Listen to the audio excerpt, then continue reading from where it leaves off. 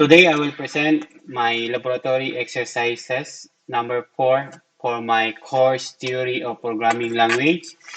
So this is all about static and dynamic scoping. So it's presented by me, Ariston Javier. So let's go. So this is a quick slide. So then later on I will do some demo on how this static and dynamic presented. Okay. So let's go for this topic first. So what is static scoping? Okay, static scoping is also called lexical scoping. It's also a variable always refers to its top level environment or within the scope where it's declared. This is also the most modern programming language static scoping that are followed. So static scoping is also easier to understand by looking at the code. And most of the programming language such as Algo, Pascal, C are statically scoped. So next thing is what is dynamic scoping? Okay, a global identifier refers to identifiers associated with the most recent environment, and the compiler first searches the current block and then subsequently all the calling functions. Also, it's a dynamic scoping does not care on how the code is written, but instead how it executes. So a new scope actually is a push onto stacks, which each time a new function is executed during the runtime.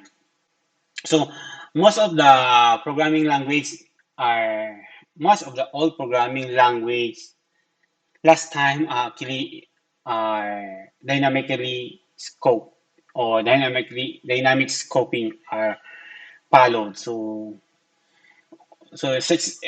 those programming languages like Snowball, APL, Lips, etc. are some of the programming language which is dynamically scoped. Okay, so next is Perl. Okay, we talk about the Perl. Okay, Perl because Perl is usually is Perl is a programming language which supports both static scoping as well as the dynamic scoping. So this is a very good example for to show the static and dynamic scoping. So So in Perl, there's a language. In Perl language, there's a variable. It can be defined as follow. It can be defined by my keyword or local keyword. Whereas the my keyword is defines a statically scope local variable and makes the variable visible only where it's declared. Actually, it make it something like a private, which you can only use it inside the function or inside the scope.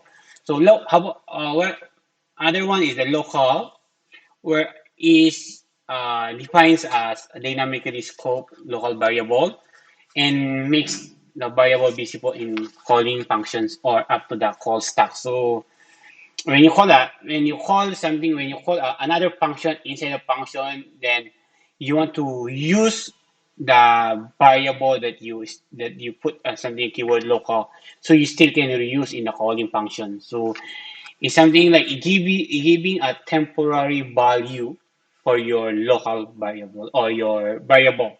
Something like this in my example is x. So if you put x $x as a local, then you call a one functions, another function.